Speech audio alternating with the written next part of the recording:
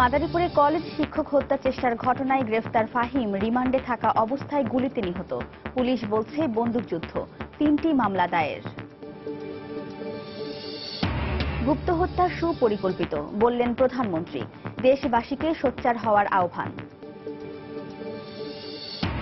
জিজ্ঞাসাবাদে সরকারের সম্পৃক্ততার তথ্য বেরিয়ে আসার আশঙ্কায় গ্রেফতারের পর অপরাধীদের ক্রস ফায়ারে দেয়া হচ্ছে, মন্তব্য বেগম জিয়ার। ধর্মের নামে হত্যা ইসলাম সমর্থন করে না, সন্ত্রাস ও জঙ্গিবাদ বিরোধিতা করে ওলামাদের ফতোয়া।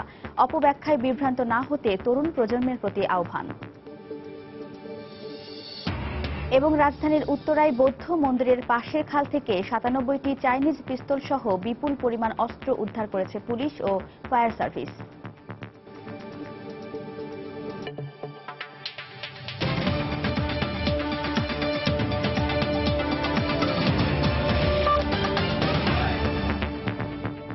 প্রবাসের সময়ের সঙ্গে আছি আমি ওয়াহিদা। মাদারীপুরে বন্দুকযুদ্ধে গোলাম ফাইজুল্লাহ ফাহিম নিহতের ঘটনায় 3টি মামলা করেছে পুলিশ। অজ্ঞাত কয়েকজনকে আসামি করে হত্যা মামলা, অস্ত্র ও বিস্ফোরক আইনে 1টি এবং পুলিশের ওপর হামলায় 1টি মামলা করা হয়েছে। এর আগে বন্দুকযুদ্ধে ফাহিমের মৃত্যু হয়েছে বলে জানায় মাদারীপুরের পুলিশ সুপার। এ ঘটনায় এক পুলিশ সদস্য গুলিবিদ্ধ হন। শুক্রবার ফাহিমকে 10 দিনের রিমান্ডে নেয়ার নির্দেশ দেন আদালত। মাদারীপুর প্রতিনিধি সঞ্জয় কর্মকার অভিজিতের তথ্য ও শাহাদাত আকনের ছবি নিয়ে ডেস্ক রিপোর্ট। পুলিশ জানায়, শুক্রবার রাতে ফাহিমের দেয়া তথ্য অনুযায়ী মাদারীপুরের সদর উপজেলার বাহাদুরপুর ইউনিয়নের মিয়াচর গ্রামে অভিযান চালানো হয়। সে সময় তার সহযোগীরা পুলিশকে লক্ষ্য করে গুলি ছোড়ে। এই সময় আত্মরক্ষার্থে পুলিশও পাল্টা গুলি ছোড়ে। বাকিরা পালিয়ে গেলেও ফাহিম নিহত হয়।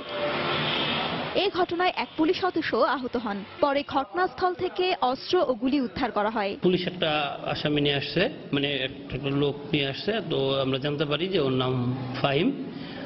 আমরা ওকে যখন ও হাসপাতালে আমাদের কাছে আসে তখন ওকে আমরা ব্রড ডেড, দ্যাট মিনস মৃতই পেয়েছি, এবং তার শরীরে বুকে একটা ক্ষত চিহ্ন, হয়তো বুলেটের চিহ্ন হতে পারে, বাকি একটা ক্ষত চিহ্ন, ওই জায়গায় একটা বুলেটের চিহ্ন পাওয়া গিয়েছে। শনিবার বিকেলে ফাহিমের লাশ নিতে আসেন বাবা গোলাম ফারুক। পরে গণমাধ্যমকে এড়িয়ে মাদারীপুর সদর হাসপাতাল থেকে 15 কিলোমিটার দূরে ঢাকা বরিশাল মহাসড়কের সমাদদার এলাকায় ফাহিমের লাশ তার পরিবারের কাছে হস্তান্তর করে পুলিশ।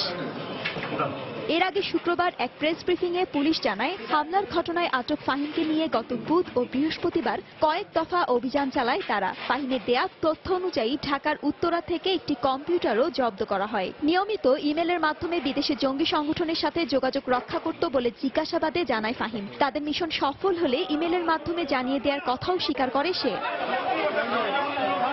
গত 15 জুন বিকেলে মাদারীপুরের সরকারি নাজিমুদ্দিন বিশ্ববিদ্যালয় কলেজের ছাত্রী হোস্টেলের সামনে কলেজের শিক্ষক রিপন চক্রবর্তীর উপর হামলা চালায় দুর্বৃত্তরা। এ সময় ধারালো অস্ত্র দিয়ে কুপিয়ে জখম করে পালানোর সময় ফাহিমকে আটক করে পুলিশের কাছে সোপর্দ করে স্থানীয়রা। সময় সংবাদ, মাদারীপুর। জঙ্গিবাদ ও সন্ত্রাসবাদের বিরুদ্ধে গণমাধ্যম সহ দেশবাসীকে সোচ্চার হওয়ার আহ্বান জানিয়েছেন প্রধানমন্ত্রী শেখ হাসিনা। শনিবার সন্ধ্যায় জাতীয় প্রেস ক্লাবে সাংবাদিকদের সংগঠন বিএফইউজে ও ডিইউজে আয়োজিত ইফতার মাহফিলে তিনি এই কথা বলেন। এ সময় তারেক রহমানকে ইঙ্গিত করে শেখ হাসিনা বলেন, ওই অপরাধীকে নিয়ে ব্রিটিশ সরকারের ভাববার সময় এসেছে। শনিবার বিকেলে জাতীয় প্রেস ক্লাবে সাংবাদিকদের সংগঠন বিএফইউজে এবং ডিইউজে কর্তৃক যৌথ আয়োজনের ইফতারে প্রধান অতিথি হিসেবে উপস্থিত ছিলেন প্রধানমন্ত্রী শেখ হাসিনা। এ সময় টেবিলে টেবিলে গিয়ে গণমাধ্যম কর্মীদের সাথে কুশল বিনিময় করেন বঙ্গবন্ধু কন্যা। সেখানে সংক্ষিপ্ত বক্তব্যে প্রধানমন্ত্রী বলেন, জামাত চক্রই যে গুপ্ত হত্যা ঘটাচ্ছে সেটি এখন প্রমাণিত। গণমাধ্যমকেও সন্ত্রাসবাদের বিরুদ্ধে সোচ্চার থাকার আহ্বান জানিয়েছেন। মাদারীপুরের প্রভাষক রিপনকে হত্যার জন্য যে চেষ্টা করলো, আপনারা নিজেরাই দেখেছেন, সে একজন শিবিরের কর্মী। কাজে এই গুপ্ত হত্যাগুলি যে সুপরিকল্পিতভাবে করা হচ্ছে, আমার মনে হয় এই ঘটনার পর আর কারো কোনো সন্দেহ থাকা কথা নয়। গুপ্ত হত্যা, সন্ত্রাস, জঙ্গিবাদ, এগুলির বিরুদ্ধে জনগণকেই এগিয়ে আসতে হবে এবং সাংবাদিকদের কাছে আমরা এটা চাই যে এর বিরুদ্ধে আপনাদের সোচ্চার হতে হবে। কারণ বাংলাদেশের মাটিতে কোনো রকমের সন্ত্রাস জঙ্গিবাদের স্থান নাই। এ সময় ব্রিটিশ পার্লামেন্ট সদস্য ও বঙ্গবন্ধুর নাতনি টিউলিপ সিদ্দিককে হত্যার হুমকির প্রসঙ্গে শেখ হাসিনা তারেক জিয়াকে ইঙ্গিত করে তার ব্যাপারে ব্রিটিশ সরকারের মনোযোগ আকর্ষণ করেন। লন্ডনে ব্রিটিশ গভর্নমেন্ট যাকে বসিয়ে রেখেছেন আদর দিয়ে, সে যাবার পরেও কিন্তু তাদের ওখানে এমপি হত্যা হচ্ছে, আজকে টিউলিপ হুমকি পাচ্ছে। আমি আশা করি যে ব্রিটিশ সরকার এই ব্যাপারে যথাযথ পদক্ষেপ নেবে। এছাড়াও গণমাধ্যমকে গঠনমূলক সমালোচনার ভিত্তিতে উন্নয়ন প্রবাহ ধরে রাখার আহ্বানও জানান প্রধানমন্ত্রী শেখ হাসিনা। যত ঝড় ঝাপটা বাধা আসুক না কেন, বাংলাদেশের এই অগ্রযাত্রা কেউ কখনো বন্ধ করতে পারবে না। দেবাশিস রায়, সময় সংবাদ, ঢাকা। আমরা মধ্যমায়ের দেশ। জিজ্ঞাসাবাদে দেওয়া তথ্য প্রকাশ পেলে সরকার জড়িয়ে পড়বে এমন আশঙ্কায় গ্রেপ্তার হওয়া অপরাধীদের ক্রস ফায়ারে হত্যা করা হচ্ছে বলে অভিযোগ তুলেছেন বিএনপি চেয়ারপারসন বেগম খালেদা জিয়া। রাজধানীর মতিঝিলে হোটেল পূর্বানীতে জাতীয় গণতান্ত্রিক পার্টি জাকপা আয়োজিত ইফতার মাহফিলে এই অভিযোগ করেন তিনি। এতে বিএনপি ছাড়াও 20 দলীয় জোটের শরিক দলগুলোর শীর্ষ নেতারাও যোগ দেন। ইফতারের আগে বিশেষ দোয়া ও মোনাজাতে অংশ নেন নেতারা। অনুষ্ঠানের প্রধান অতিথির বক্তব্যে বেগম জিয়া পুলিশের সাঁড়াশি অভিযান নিয়েও প্রশ্ন তোলেন। তিনি বলেন, উচ্চ আদালতের নির্দেশনা লঙ্ঘন করে পরোয়ানা ছাড়াই গণগ্রেফতার চালানো হচ্ছে।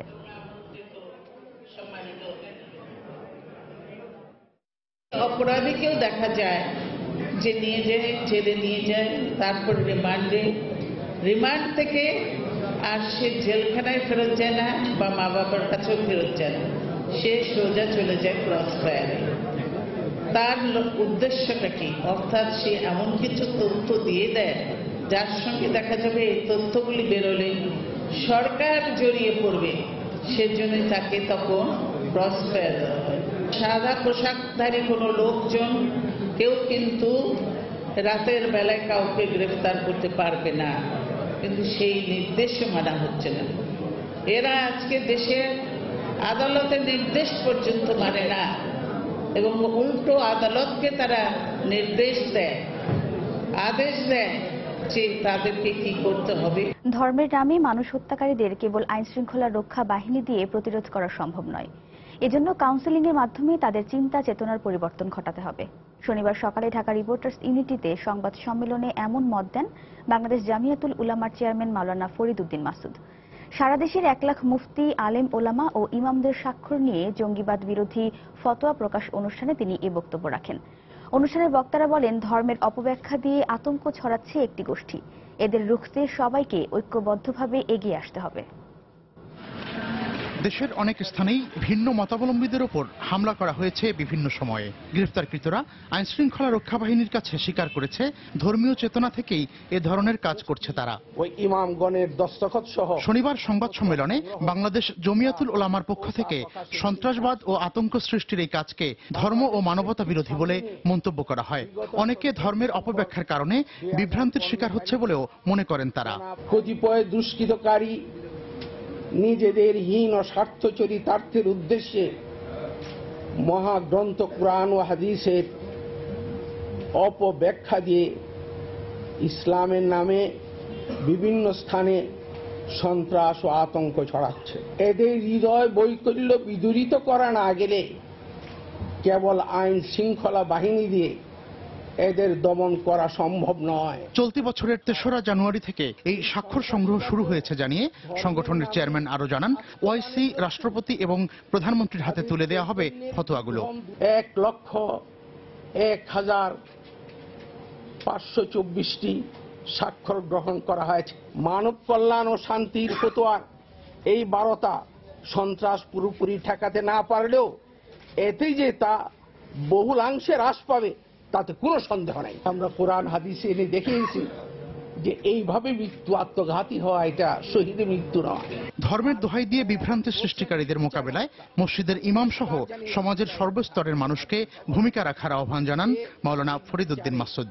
বিচারহীনভাবে কাউকে হত্যা করা ইসলাম সমর্থন করে না।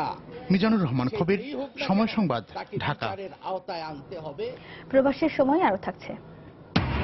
জমে উঠতে শুরু করেছে রাজধানীর ঈদ বাজার। ছুটির দিনে শপিং মলগুলোতে উপচে পড়া ভিড়। রাজধানীর উত্তরায় অভিযান চালিয়ে 97টি চাইনিজ রাইফেল সহ বিপুল পরিমাণ অস্ত্র ও গুলি উদ্ধার করেছে পুলিশ ও ফায়ার সার্ভিস। শনিবার বিকেলে উত্তরার 12 নম্বর সেক্টরের বৌদ্ধ মন্দিরের পাশের খাল থেকে আগ্নেয়াস্ত্রগুলো উদ্ধার করা হয়। উদ্ধার হওয়া অস্ত্রগুলোর মধ্যে রয়েছে চাইনিজ রাইফেল ছাড়াও 217টি ম্যাগাজিন, 1000 রাউন্ড গুলি ও 11টি বেয়োনেট। পুলিশ জানিয়েছে যে পিস্তলগুলো পাওয়া গেছে সেগুলো 7.6 বোরের গ্লোক পিস্তল। তবে ওই খালে আরও কোনো আগ্নেয়াস্ত্র আছে কিনা তা খুঁজে বের করতে কাজ করছে ফায়ার সার্ভিসের ডুবুরিরা।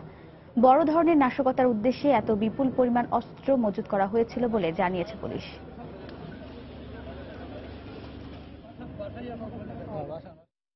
যেটুকু এখন রিকভারি করেছি এটা কিন্তু এখনো পর্যন্ত চলমান প্রক্রিয়া। তো এক্স্যাক্টলি এই মুহূর্তে আমরা আপনাদের সংখ্যাতে হয়তো বা বলাতে ঠিক হবে না, সারা রাত হয়তো বা আমাদের অপারেশন চলবে, ডে লাইটে হয়তো হবে।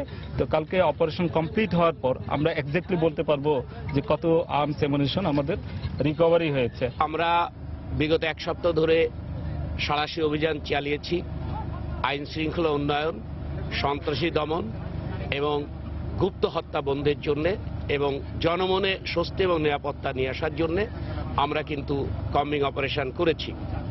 আজকে জনমনে আতঙ্ক সৃষ্টি করে আইন শৃঙ্খলা বিঘ্ন করতে চায় সেই সন্ত্রাসী চক্রেরই কাজ এটি। প্রবাসীদের দেশপ্রেম বিষয়ে কথা বলতে সম্প্রতি নিউ ইয়র্ক সময় স্টুডিওতে এসেছিলেন প্রকৌশলী ডক্টর সাবির মজুমদার।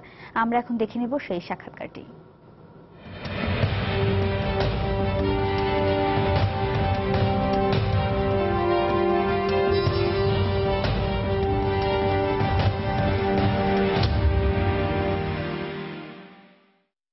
দর্শক, প্রবাসের বাংলাদেশ অনুষ্ঠানের সময় নিউ ইয়র্ক স্টুডিওতে আপনাদেরকে স্বাগত জানাচ্ছি। আমি শিহাবুদ্দিন কিসলু। আজকে আমাদের সাথে আলোচনায় অতিথি হিসেবে রয়েছেন ঢাকা বিশ্ববিদ্যালয়ের সাবেক অধ্যাপক, বর্তমানে ক্যালিফোর্নিয়া ভিত্তিক একটি সেবামূলক প্রতিষ্ঠান আগামীর নির্বাহী পরিচালক ডক্টর সাবির মজুমদার। সাবির মজুমদার, আপনাকে স্বাগত আমাদের স্টুডিওতে। ধন্যবাদ আমাকে আমন্ত্রণ জানানোর জন্য। দর্শক, আজকে আমাদের আলোচনার বিষয়বস্তু দেশপ্রেম। সাবির মজুমদার, আমরা ব্যাপক সংখ্যক বাঙালি আজকে প্রবাসী এবং আমাদের মধ্যে সবসময় দেশের টান কাজ করে এবং আমরা সবসময় দেশকে অনুভব করি। আসলে দেশপ্রেম কি এটাই? দেশপ্রেম বলতে আপনি কি বোঝেন? দেশপ্রেম তো একটা বিশাল শব্দ, অনেক কিছু মিন করা যায়, কিন্তু আমার কাছে দেশপ্রেম মানে হলো যে কাজের মাধ্যমে কিছু দেশকে দেওয়া। পেশাগত জীবন কি শুধুমাত্র এই সেবামূলক প্রতিষ্ঠান নিয়েই কাজ করছেন, না এর বাইরেও আপনার কোনো পেশাগত জীবন রয়েছে? আমি ব্যক্তিগতভাবে একজন engineer, process engineer, quality engineer এবং সেমিকন্ডাক্টর ইন্ডাস্ট্রির ইলেকট্রনিক ম্যানুফ্যাকচারিং এর জন্য কোয়ালিটি ইঞ্জিনিয়ার হিসেবে কাজ করছি। এই যে আপনি আগামীর নির্বাহী পরিচালক, আগামী একটি সেবামূলক প্রতিষ্ঠান, এই আগামী সম্পর্কে যদি আমাদেরকে একটু জানাতেন। আগামী শুরু হয়েছে 2003 সালে ক্যালিফোর্নিয়ার সান ফ্রান্সিসকো বে এরিয়া থেকে, যেটাকে সবাই সিলিকন ভ্যালি হিসেবে জানে, এবং আমরা মাত্র 3 জন সদস্য শুরু করেছিলাম 2003 সালে। আগামী বাংলাদেশের একটা স্কুল প্রতিষ্ঠানকে হেল্প করার মাধ্যমে আমাদের নিজেদের পকেট থেকে $1500 দিয়ে। সেই অর্থে আগামী 14 বছরে, 2003 সাল থেকে 2016 সাল পর্যন্ত অনেক দূর এগিয়েছে। এখন আমাদের সারা পৃথিবীব্যাপী 200 ভলান্টিয়ার আছে, অ্যানুয়াল বাজেট প্রায় $250,000,000 মতো, এবং 18টা স্কুলকে আমরা সরাসরি সহায়তা দিই। আরও 20টা স্কুলে আগামীর আরেকটা প্রজেক্ট খান একাডেমি বাংলা প্রজেক্ট হিসেবে পরিচিত, মানে খান একাডেমি বিশ্বব্যাপী পরিচিত খান একাডেমির বিভিন্ন অনলাইন ম্যাটেরিয়ালকে আমরা বাংলায় ট্রান্সলেট করি, ওদের ভিডিও ট্রান্সলেট করি, সেগুলোকে বাংলাদেশের শিক্ষা প্রতিষ্ঠানে অঙ্গীভূত করে এক্সপেরিমেন্টাল বেসিসে কাজ করছি। তো সেই অর্থে একটা শিক্ষা বিপ্লব বাংলাদেশে কিভাবে আনা যায় সেটা আমাদের মূল উদ্দেশ্য আগামীর মাধ্যমে। এই শিক্ষা বিপ্লব আনার বিষয়টি আপনার মাথায় কেন আসলো? আমি অরিজিনালি ঢাকা বিশ্ববিদ্যালয়ের শিক্ষক ছিলাম। শিক্ষা জাতীয় পর্যায়ে যে কোনো জিনিসের জন্য বিপ্লবের প্রাথমিক পর্যায়ে, প্রাথমিক পদ্ধতি, ওইটা না হলে অন্য জিনিস করা যায় না, ব্যবসা করা যায় না, বা শিল্পায়ন করা যায় না, বা আন্তর্জাতিকভাবে সহযোগিতা করা যায় না। কাজেই শিক্ষাটা আমার কাছে প্রাথমিক ব্যাপার। কাজে আমরা চাচ্ছি যাতে 100% লোক শিক্ষিত হতে পারে এবং আধুনিকভাবে হতে পারে। খান একাডেমির কথা আমি আগে বলেছি, তাদের মাধ্যমে আইসিটি বেসড এই পদ্ধতিটা যদি বাংলাদেশের শিক্ষাঙ্গনে বা সবগুলো স্কুলে ন্যাশনালভাবে, জাতীয়ভাবে আমরা করতে পারি, আমাদের মনে কোনো সন্দেহ নাই যে এখানে একটা বিপ্লব ঘটিত হবে, এবং সেটার মাধ্যমে বাংলাদেশ অনেক দূর এগিয়ে যাবে এবং সারা পৃথিবীর সাথে তাল মিলিয়ে চলতে পারবে। সেই জন্য এটাকে আমি বিপ্লব বলছি। এক্ষেত্রে আপনাদের সফলতাটা কি পর্যায়ে এবং আপনার বাংলাদেশের অবস্থাটা কেমন একটু যদি আমাদের বলতেন।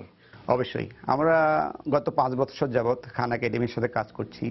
খান একাডেমির অনলাইন ম্যাটেরিয়াল, ভিডিও ইত্যাদি ট্রান্সলেট করার জন্য বাংলায় ট্রান্সলেট করে বাংলার যে এনসিটিভির ন্যাশনাল বোর্ড কারিকুলাম বোর্ডের যে পদ্ধতি বা সিস্টেম আছে তার সাথে অ্যাডজাস্ট করে ম্যাপিং করে ইমপ্লিমেন্ট করতে চাচ্ছি।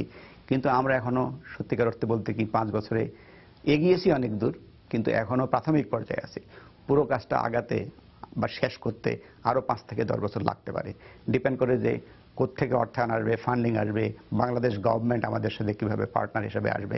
এই মুহূর্তে আমাদের সাথে পার্টনার হিসেবে কাজ করছে গ্রামীণ ফোন, আইসিটি মিনিস্ট্রি এবং to some degree education ministry. কিন্তু ওদের আরো বড় ধরনের ইনভলভমেন্ট দরকার, তাহলে সেই জিনিসটা হতে পারে, তাড়াতাড়ি হতে পারবে বলে আমি মনে করি। এখন কিভাবে এটার ফান্ডিং হচ্ছে? এখনো ব্যক্তিগত পয়সা থেকে আসে প্রায় 70 ভাগের মতো, বাকি 30-35 ভাগ আসে আমেরিকান আমাদের যারা ডোনার, তাদের যে এমপ্লয়ার, তাদের ম্যাচিং ফান্ড থেকে আসে, এবং আমরা কিছু কিছু গ্র্যান্ট পাই ছোটখাটো কোম্পানির কাছ থেকে। আরো বড় বড় কোম্পানির কাছে আমরা যাওয়ার চেষ্টা করছি। আগামীর যে 200 ভলান্টিয়ারের কথা আমি বলেছি সারা পৃথিবীব্যাপী, এরা সত্যিকার অর্থেই ভলান্টিয়ার। নিজের সময়, নিজের গাটের পয়সা খরচ করে কাজ করে, বিনিময়ে ওরা কিছু চায় না, শুধু দেশের শিক্ষাঙ্গনের উন্নতি যাতে হয়, শিক্ষার মান উন্নয়ন যাতে হয়, শিক্ষার যাতে বিপ্লব হয়, সেটাই তাদের স্বপ্ন। আর বাংলাদেশে যারা আগামীর হয়ে কাজ করছে তাদের অবস্থানটা কি? বাংলাদেশের আগামীতে যারা আছে তাদের বেশিরভাগই ভলান্টিয়ার, এবং কিন্তু আমাদের কিছু পেইড এমপ্লয়ি এখন আছে, বেতনভুক্ত। কারণ আমাদের প্রজেক্টগুলি ম্যানেজ করার জন্য ওই ধরনের লোক দরকার, সার্বক্ষণিক লোক দরকার, তারা কাজ করছে। ওই ধরনের প্রায় 12-13 জন আছে এখন। আমরা জানি খান একাডেমি একটা সুপরিচিত নাম বিশ্বে, অত্যন্ত একজন বাঙালি ছেলে এই খান একাডেমি করেছেন আজকে। এটা কি কমপ্লিট একটা পরিপূর্ণ শিক্ষা কি এই খান একাডেমি দিচ্ছে? জি, এটা একটা সম্পূরক পদ্ধতি। এখনকার যে শিক্ষা পদ্ধতি আছে, শিক্ষা ব্যবস্থা আছে, ক্লাসরুম বেস, তাকে আরো উন্নয়ন করার জন্য, আপগ্রেড করার জন্য খান একাডেমি এই ম্যাটেরিয়ালগুলো আমরা ক্লাসরুমে ইউজ করতে পারি। কিন্তু মূল উদ্দেশ্য যাতে এই ম্যাটেরিয়ালগুলি ক্লাসরুমের বাইরেও ইউজ করা যায়, এটাকে বলে ফ্লিপড ক্লাসরুম পদ্ধতি। মানে হলো যে অর্ধেক সময় আপনি ক্লাসে ব্যবহার করবেন, বাকি অর্ধেক সময় ক্লাসের বাইরে ব্যবহার করবেন, যখন খুশি তখন ব্যবহার করবেন, যে কোনোখান থেকে ব্যবহার করবেন, যে কোনো সময় ব্যবহার করবেন। সেই জন্য এটাকে পরিপূরক বলছি এই মুহূর্তে, যেহেতু বাংলাদেশের কনটেক্সটে, কিন্তু আমেরিকান কনটেক্সটে ইংলিশ ভার্সনের জন্য মোর ম্যাচিওর্ড। সেটাকে আমরা বাংলাদেশের কনটেক্সটে অনুবাদ করার পরে আরো ম্যাচিওর করতে চাইব এবং ইমপ্লিমেন্ট করব। সেটা করতে অনেক সময়ের দরকার, অনেক টাকা পয়সার দরকার, অনেক লোক বলের দরকার। আমরা সেগুলো নিয়ে কাজ করছি। এই ধরনের চেতনায় আরো কিভাবে সবাইকে সম্পৃক্ত করতে পারি বলে আপনার মনে হয়? অনেকভাবে করা সম্ভব। মানে ব্যক্তিগতভাবে অনেকে করেন, কিন্তু সাংগঠনিকভাবে করার অনেকগুলি পদ্ধতি আছে। আগামী যেমন একটা প্রতিষ্ঠান, এরকম আরো প্রতিষ্ঠান আছে। যে কোনো প্রতিষ্ঠানের মাধ্যমে ব্যক্তিগতভাবে জনরা ইনভলভ হন, অর্গানাইজেশনকে আরো উন্নতি করার জন্য হেল্প করেন, তাদের নিজস্ব স্কিল ব্যবহার করে, তাহলে সেটা এক ধরনের কন্ট্রিবিউশন দেশপ্রেমের জন্য। আর যদি কোনো প্রজেক্টের ম্যানেজ করতে সাহায্য করেন, সেটা আরো একটা হায়ার লেভেলের কন্ট্রিবিউশন আমি মনে করি। এবং সেটা যদি স্কুল লেভেলে গিয়ে কাজ করতে পারে, ফিল্ড লেভেলে গিয়ে কাজ করতে পারে, আপনি দেশে যখন যাবেন 1 সপ্তাহ বা 1 মাস সময় ব্যয় করতে পারেন আগামীর জন্য বা এই ধরনের প্রতিষ্ঠানের জন্য, শিক্ষাঙ্গনে হোক বা অন্য কিছুর জন্য হোক, সেটাও দেশপ্রেমের একটা বহিঃপ্রকাশ এবং ডিরেক্ট কন্ট্রিবিউশন বলে আমি মনে করি। এখন কি পরিমাণ শিক্ষার্থী বাংলাদেশে রয়েছে যারা আপনাদের দ্বারা সরাসরি উপকৃত হচ্ছেন? শুধুমাত্র 2015 সালে প্রায় 10,000 ছাত্র সরাসরি আমাদের সাহায্য পেয়ে উপকৃত হয়েছে। আরো 10 থেকে 20,000 মানে ইনডিরেক্টলি আমাদের সহায়তা পাচ্ছে। বাংলাদেশে আপনাদের এই কার্যক্রম ছড়িয়ে দেওয়ার জন্য আপনাদের কি কি প্রয়োজন? এখন পাবলিক প্রাইভেট পার্টনারশিপ হিসেবে আমরা ব্যাপারটা প্রমোট করার চেষ্টা করছি। গভর্নমেন্ট এবং নন গভর্নমেন্ট সেক্টর, যেমন গ্রামীণ ফোন এবং আইসিটি মিনিস্ট্রি আমাদের সাথে কাজ করছে খান একাডেমি প্রোগ্রামের জন্য। এটা এক ধরনের পাবলিক প্রাইভেট পার্টনারশিপ। এরকম আমাদের আরো প্রজেক্ট আছে, প্রোগ্রাম আছে, যেগুলোতে এই ধরনের পার্টনারশিপ হতে পারে। কিন্তু আমরা আশা করছি যে সরকার বা মন্ত্রণালয়গুলো আরো তাড়াতাড়ি এগিয়ে আসবে, আরো প্রোঅ্যাক্টিভলি আমাদের সাথে পার্টনারশিপ করবে, কথায় কাজে মিল থাকবে, যাতে আমরা সবাই মিলে এটার উপকার আরো তাড়াতাড়ি দেখতে পারি। সাবির মজুমদার, আপনাকে অনেক ধন্যবাদ আমাকে মূল্যবান সময় দেওয়ার জন্য। ধন্যবাদ আমাকে এখানে ডাকার জন্য। দর্শক, আজকের মতো এখানেই বিদায় নিচ্ছি। আবার দেখা হবে নতুন কোনো অতিথিকে সাথে নিয়ে। সেই পর্যন্ত সুস্থ থাকুন, ভালো থাকুন।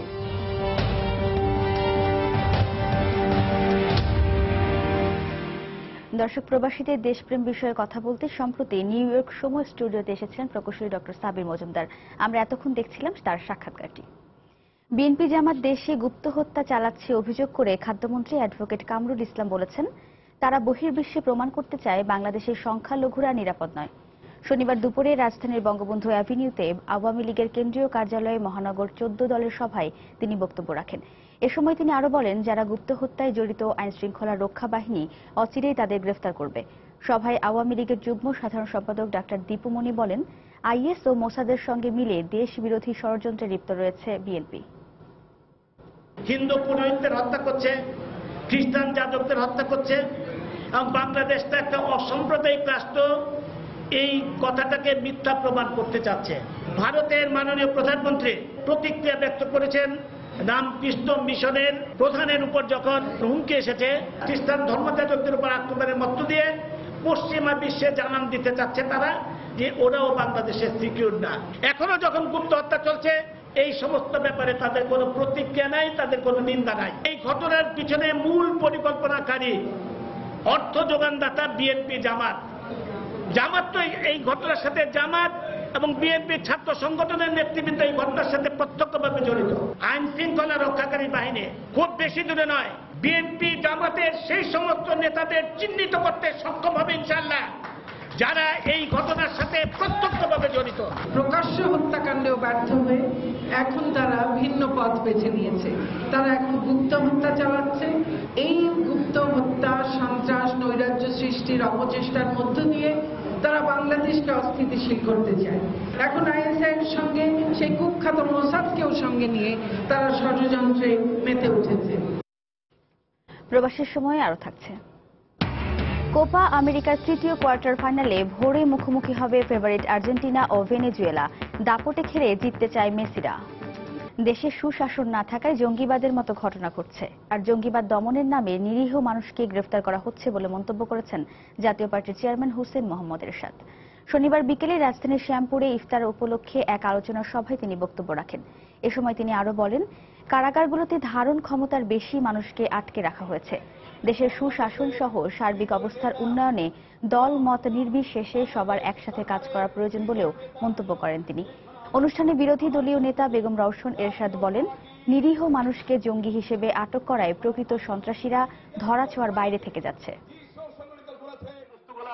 শুরু হলো 2016-17 শিক্ষাবর্ষের একাদশ শ্রেণীতে ভর্তি কার্যক্রম।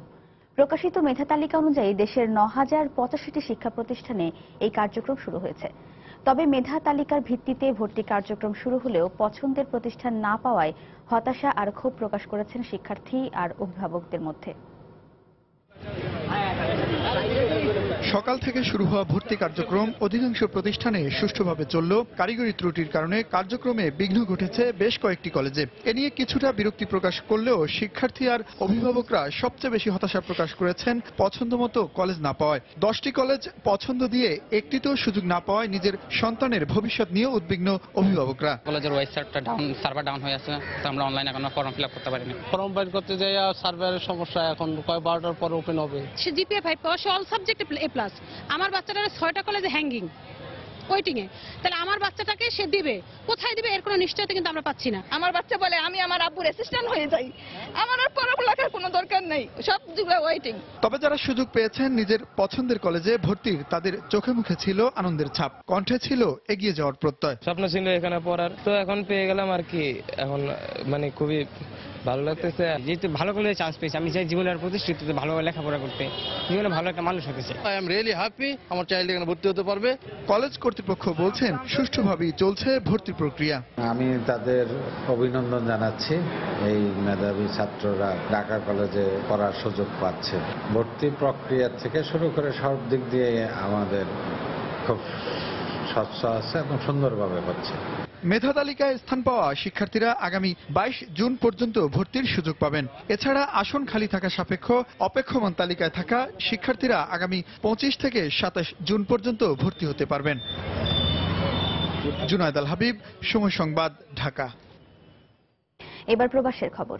সংযুক্ত আরব আমিরাতের শারজা প্রবাসী বাংলাদেশি ব্যবসায়ী আল ফালাক ট্রেডিং এর মালিক মোহাম্মদ সেলিম উদ্দিন চট্টগ্রামে তার ব্যবসা প্রতিষ্ঠানে সন্ত্রাসী হামলার অভিযোগ তুলেছেন। সম্প্রতি এক সংবাদ সম্মেলনে এই অভিযোগ করেন তিনি।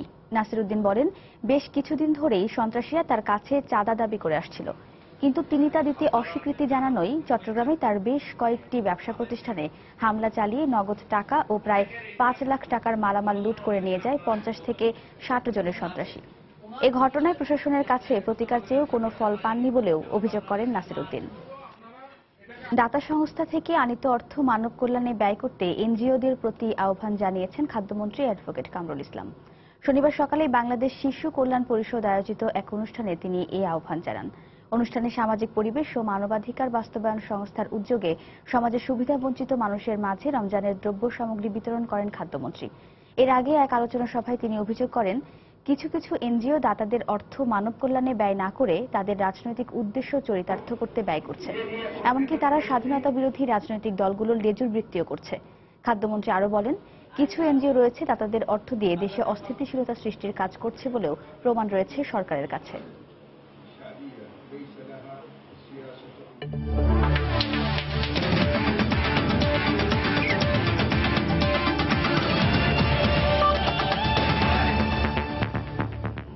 খেলার খবর। তৃতীয় কোয়ার্টার ফাইনালে ফেভারিট আর্জেন্টিনার মুখোমুখি হবে ভেনেজুয়েলা। দীর্ঘ 23 বছরের শিরোপা খরা ঘোচানোর পথে এগিয়ে যেতে ভেনেজুয়েলা বড় বাধা হবার কথা না আলবি সেলেস্তেদের। যুক্তরাষ্ট্রের ম্যাসাচুসেটসে দু দলের ম্যাচটি শুরু হবে বাংলাদেশ সময় ভোর 5টায়। তাতা মার্টিনোর আর্জেন্টিনা দলে ফুটবল বিশ্বের তারকাদের হাট। প্রথম ম্যাচেই হ্যাট্রিক করে দারুণ ফর্মে আছেন লিওনেল মেসি। উল্টো দিকে তারকা খ্যাতিতে ভেনেজুয়েলা যেন বড়ই দৈন্য। যদিও কাগজের সব হিসেব নিকেশকে বুড়ো আঙুল দেখিয়ে কোপার শীর্ষ 8-এ জায়গা করে নিয়েছে ভিনো টিন্টোরা। আসলে 16 দলের মধ্যে র্যাঙ্কিংয়ে তাদের পেছনে ছিল কেবল বলিভিয়া। হট ফেভারিটের তকমা নিয়ে আসর শুরু করা কোপার সবচেয়ে সফল দল উরুগুয়েকে গ্রুপ পর্ব থেকে বিদায় করে দিয়ে ভেনেজুয়েলা জানিয়েছে নিজেদের শক্তির কথা। তাই জমজমাট এক ম্যাচের অপেক্ষায় ফুটবল প্রেমীরা।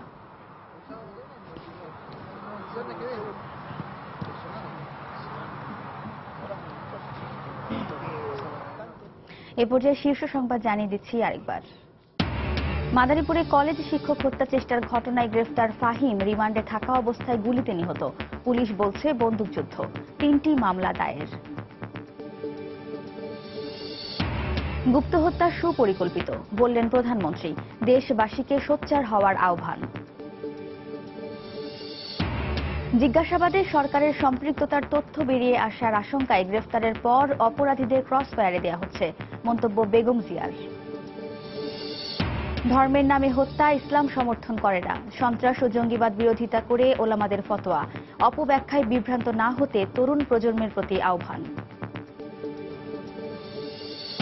এবং রাজধানীর উত্তরায় বৌদ্ধ মন্দিরের পাশের খাল থেকে 97টি চাইনিজ পিস্তল সহ বিপুল পরিমাণ অস্ত্র উদ্ধার করেছে পুলিশ ও ফায়ার সার্ভিস।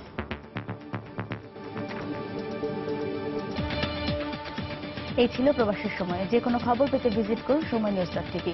যে কোনো বাংলা লিংক রবিও সিটিসেল নম্বর থেকে সময় সংবাদের খবর, অনুষ্ঠান সম্পর্কে জানতে এবং যে কোনো তথ্য সময় সংবাদকে জানাতে ডায়াল করুন 16242 নম্বরে। এছাড়া এইমাত্র পাওয়া খবর আপনার মোবাইলে পেতে SMS করুন *SM লিখে পাঠিয়ে দিন 16242 নম্বরে। আর সঙ্গে থাকুন সময়ের।